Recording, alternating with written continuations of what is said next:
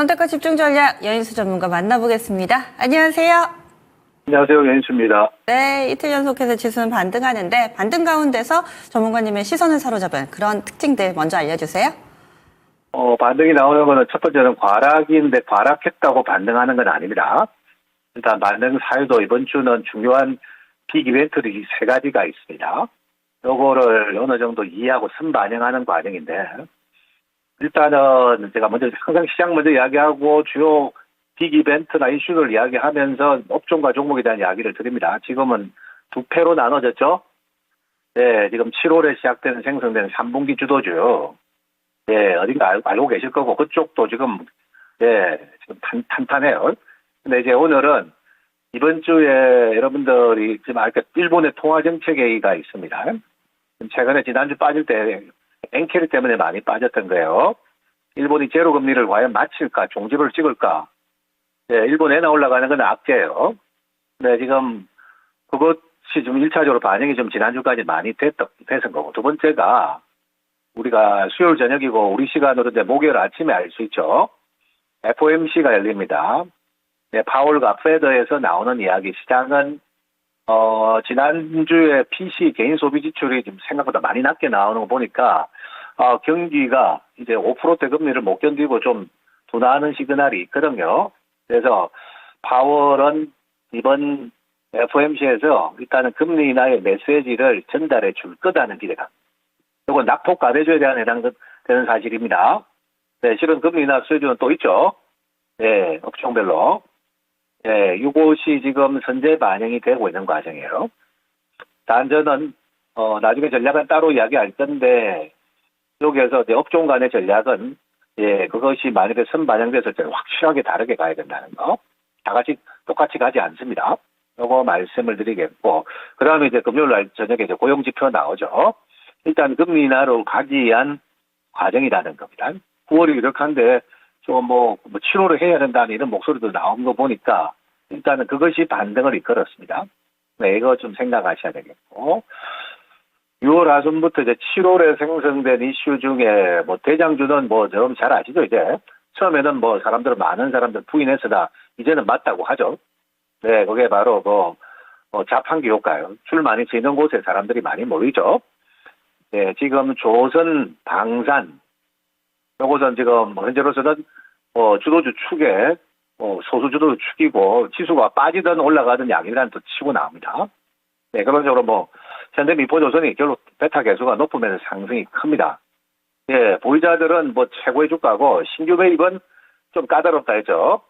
예, 물론 이들도 이격 조정을 주로 주중에 내올 것 같아요. 네, 근데 조정이 무섭다고, 아직 목표가 미달일 때 바로 대응하는 건 아닌 것 같고, 조선 3사는 다 살아있습니다. 오히려 이격 조정이 낙폭 가대주 움직일 때 짚어지면은, 위기보다는 기회로 활용하셔도 저는 될 것 같아요. 단 지금은 제가 신규 매입은 아니다. 네, 봅니다. 지난주까지 저 말을 잘 들은 분들이 해당되는 거고요. 방산도 만만하지가 않죠. 네, 올라서나 들어가는 게 하나의 요소고, 네, 제가 좀 저평가 강도도 충분히 지금 PR을 해드렸던 여러분들께, 네, 지금 이제 현대로템 38,000짜리 가지고 오늘 5만 원 찍죠. 네, 오는데 시간은 한 2주 반이 정도 걸렸어요. 3주도 채 안 걸렸죠. 단기 고점 치고 소화하겠죠. 그거는 개인들, 여러분들은 원하는 데는 858 조선이고 방산이고 원하는 사람들은 단기 수익에 만족하면 언제든지 파셔라. 그 이야기 드립니다. 그건 자유고, 저는 추세상으로는 등락을 거듭하나, 네, 제가 보기엔 아직도 끝이 아닌 것 같아요. 나올 이슈들도 기다리고 있고 해가지고, 좀 주말에 힌트를 좀 많이 드렸을 겁니다. 그런 것들을 좀 생각하셔야 되겠고, 그 다음에 지금 건설 안에는 재건도 있고 원전도 지금 다 묶어져 있죠. 네, 그게 이제 이런 GS건설 같은 주가였던 것 같아요. 네, 이런 것들이 이제 후속 주자로 좀 등장한 것 같습니다. 코스닥은 여전히 좀 바이오가 종목이 조금씩 바뀌면서 돌아가는 거지, 바이오 축이 전혀 끝이 아니에요.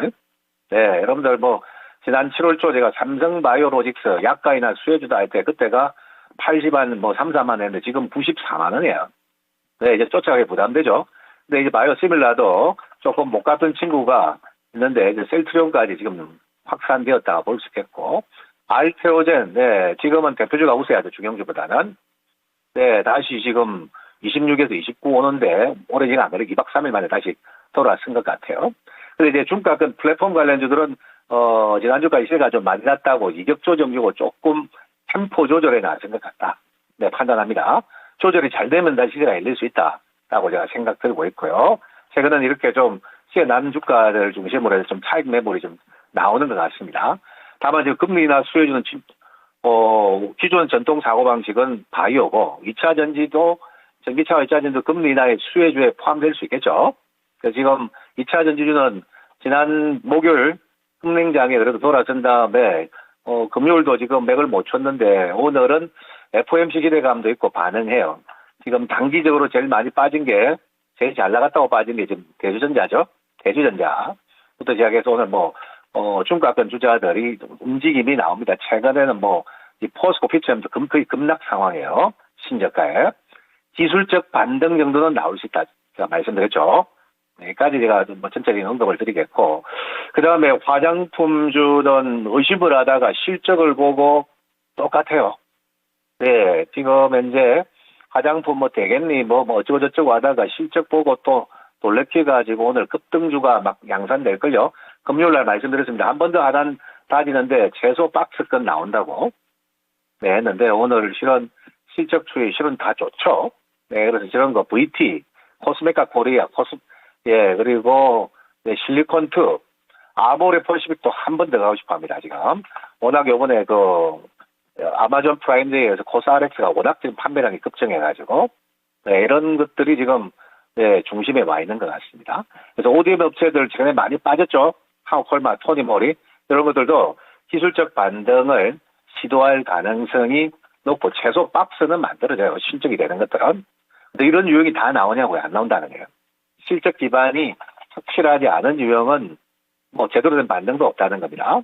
네, 이런 것들이 좀 작동이 좀 된 것 같고, 오늘은 이제 지금 정책 수혜주 중에 여러 가지가 있는데, 지금 트럼프 노선에서는 코인을 중국에서 미국으로 뺏어오겠다.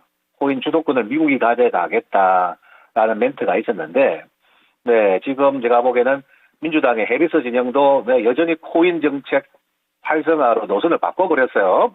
네, 그래서 제가 보기에는 이런 코인 관련주도 하나의 정책 수혜주 이슈로 좀 등장할 가능성은 좀 내비치는, 네, 지금 이슈들이 만들어진 거 아닌가. 여기까지 제가 말씀드리고, 좀 누락된 게 자동차주가 지난주 현대차가 과락했었습니다. 순간 23만 대가 빠졌죠. 네, 지금 조선 방산으로 넘어가기 위해서, 네, 매물이 좀 많았는데 오늘 대형주 중에서는 가장 강력한 탄력으로 자동차 업종군도 기본 실적이 되잖아요. 그죠? 그래서 다시 반발이 좀 붙은 거 아닌가.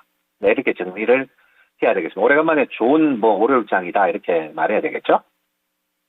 알겠습니다. 시장 쭉 훑어주셨는데요. 그렇다면 이제 투자 전략에 있어서 그동안 강조해 주셨던 조선 방산 그리고 또 이런 몇몇 종목군들 제약 바이오도 돌아가면서 순환매를 나타내고 있다.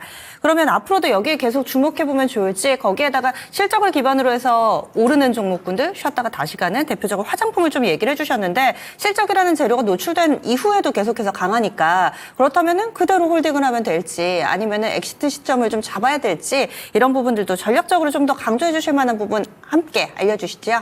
네, 제가 최근에는 거의 대형주 움직일 때 섹터별 대응 전략을 이 코너에 그렸습니다. 물론 제가 100% 맞출 수 없다.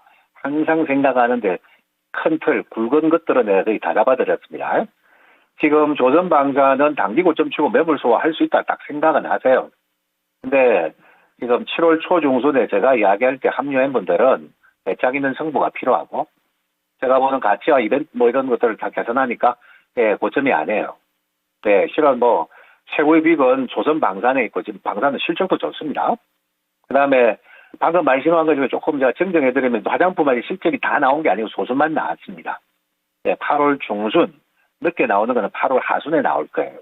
주경주들은. 근데 이제 시장에는 트렌드가 있죠. 네, 또 화장품도 마찬가지예요. 지금은 불이 붙었는데. 네, 어쨌든 실적 시즌 8월 초 중순이죠. 네, 요 전후에 부활해가지고 주가 보건이 강하면은 파는 거고, 그 전에 주가를 빠뜨리면은 또 한번 거래가 하세요. 거래가 될 것 같아요. 예, 제가 보기에는 좀 위축돼 있다가 다시 붙었죠. 근데 지금 화장품과 조선 방산이고 선택 바이오 이런 거가 처럼 다 똑같이 가느냐 절대 아니라는 거예요. 지금 시장의 하락에 쉽게 노출됐던 업종들 있죠. 최근에도 반도체가 많이 안 좋죠. 네, 이런 것들은 당진은요, 제가 지난 목요일 날 선을 꺼드렸죠. 반락담에 반등 있고 한 번 더 다지는 시간이 온다 했는데, 만일 이번 주가 금리나 FOMC 기대감면 수요일 저녁에 반영이 돼가지고, 최근에 지수 하락에 쉽게 노출되는 이런 업종들이 있을 거예요. 제가 이야기 안 해도 잘 아실 겁니다. 이런 것들은 이번 주 수요일 저녁까지 FOMC 전에 반영을 세게 해줄 경우에는 네, 일정 수준 매도 조율이 필요하다. 는 거고, 그 전에 낙폭 가래주가 움직여가지고 신고가형이 마이너스 조정을 그릴 경우에는 무서워 아직 말아 이틀 정도 빠질 때는 병원의 주초 미리 예비 전략에 네, 말씀드리고 가야 될 것 같습니다. FOMC를 전후로 해서 또 어떤 식의 대응이 필요한지도 함께 팁을 주시네요. 그리고 한 가지만 더 여쭤볼게요. 지난주 후반부터 이 은행주들, 금융주들 괜찮은데 이쪽은 좀 어떻게 보세요? 네, 금융주는 제가 뭐 지난달에 이야기했는데 본 코너에서 제가 좀 뭐 계속 이야기는 안 드렸는데 지금 뭐 워낙 확고한 배당 정책이 나와 있거든요.